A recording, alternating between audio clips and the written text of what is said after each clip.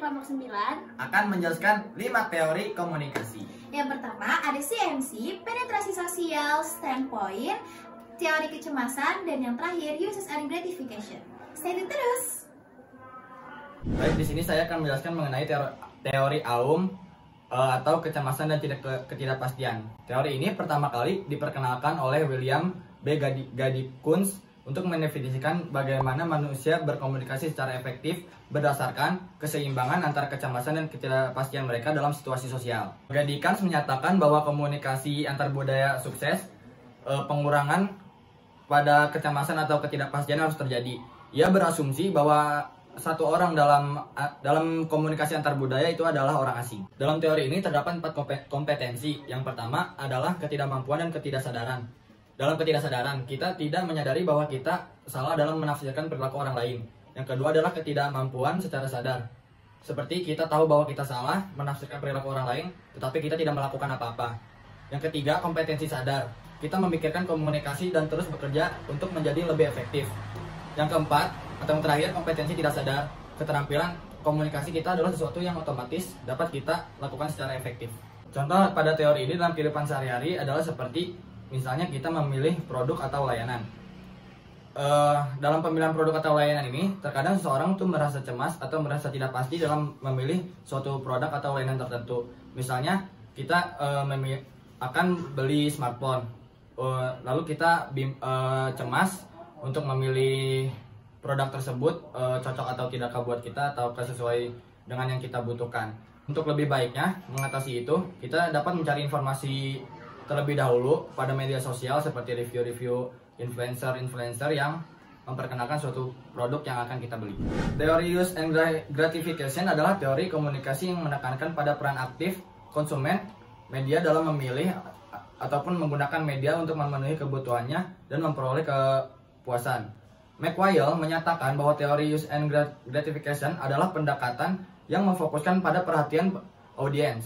Menurutnya, orang-orang menggunakan media itu untuk memenuhi kebutuhan pribadi mereka, seperti informasi, hiburan, identifikasi sosial, dan integrasi sosial. Nah, pada teori uses and gratification ada 4 alasan mengapa halayak menggunakan media menurut McWhale pada tahun 1972. Yang pertama, ada namanya pengalihan atau diversion, yaitu melarikan diri dari rutinitas atau masalah sehari-hari yang dimana mereka sudah bekerja seharian, mereka tuh butuh healing gitu. Jadi mereka butuh adanya jalan-jalan atau sekedar refreshing untuk menghilangkan penat.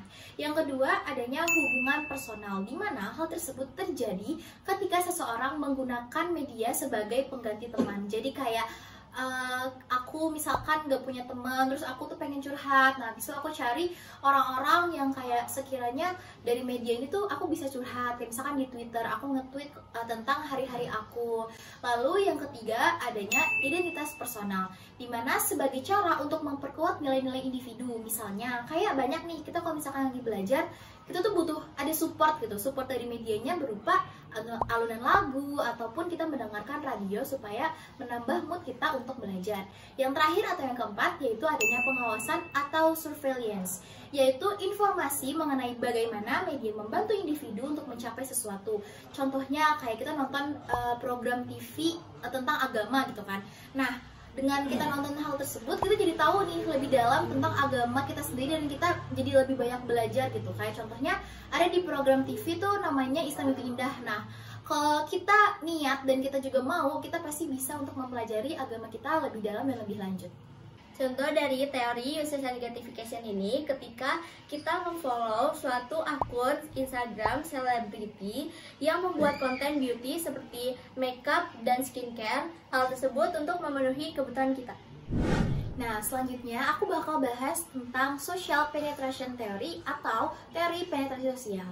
Teori penetrasi sosial adalah teori komunikasi yang terkait dengan proses pembentukan relasi atau sebuah hubungan ketika individu beranjak dari komunikasi yang superficial ke komunikasi yang lebih intim. Di mana teori penetrasi sosial ini diasumsikan seperti teori bawang. Menurut Irwin Altman dan Dalmas Taylor, teori bawang itu seperti ibaratnya kalau misalkan kita mengupas bawang, itu kan kita akan menemukan lapisan lagi, dan lapisan seterusnya. Jadi sampai akhirnya kita menemukan lapisan terdalam itu adalah dari teori penetrasi sosial. Dari awalnya kita belum tahu apa-apa, kita dari non-intimate, sehingga pas kita kupas mendalam, kita menemukan hal tersebut yang biasanya kita sering tuh kayak deep talk gitu. Jadi itu yang menjadi teori penetrasi sosial yang intimate.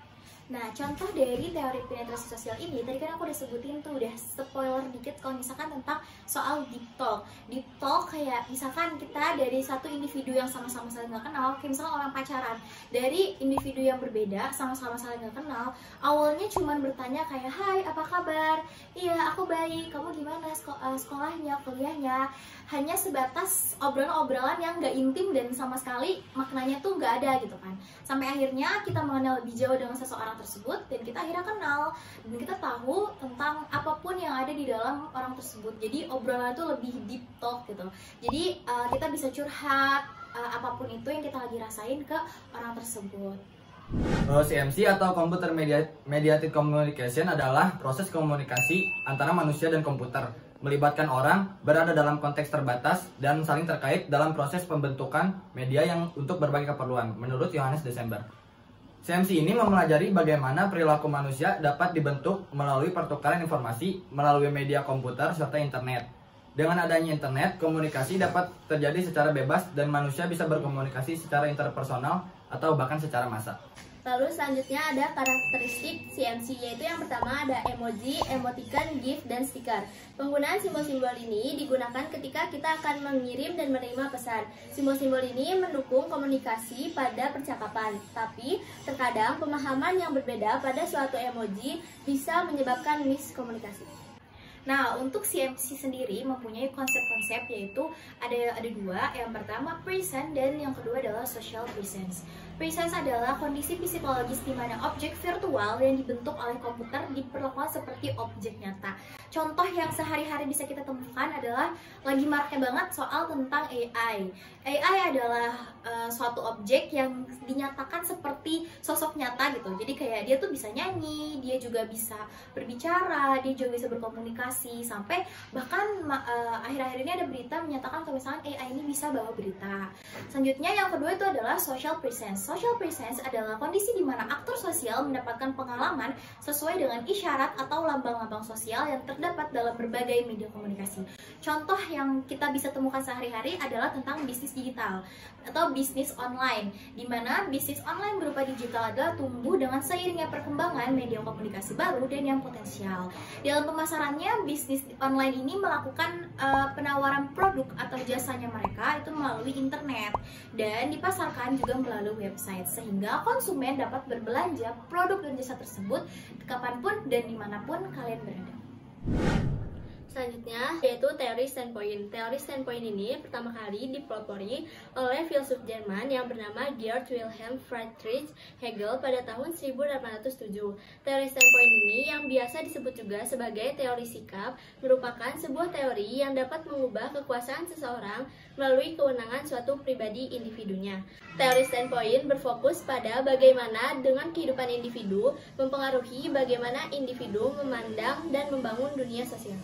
Lalu ada 4 konsep penting dari teori standpoint ini, yaitu yang pertama ada voice, yang kedua ada point of view, yang ketiga ada situated knowledge, dan yang terakhir ada sexual division of labor. Yang pertama, voice itu memberitahu identitas seseorang seperti sikap, dan yang kedua point of view yaitu suatu posisi yang diperoleh dan diturunkan dari suatu wilayah sosial yang mempengaruhi aspek-aspek pemahaman hidup seseorang. Sudut pandang ini terbentuk dari pengalaman yang disusun oleh posisi seseorang dalam hierarki sosial. Lalu yang ketiga ada situated knowledge, yaitu sebuah pengetahuan seseorang berdasarkan konteks, keadaan, dan pengetahuan yang luas tergantung pengalaman seseorang.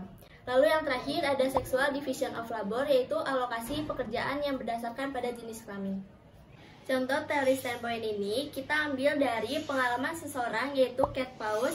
Pada tahun 2019 dia mengalami pengalaman yang tidak mengenakan karena dia dianggap sebagai seseorang yang mempunyai berat badan berlebih apabila dibandingkan dengan masyarakat umumnya.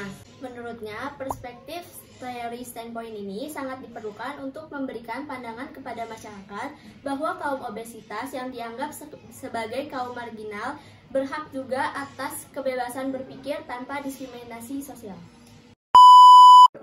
Sekian presentasi dari kami, semoga mudah dipahami. See you. Bye.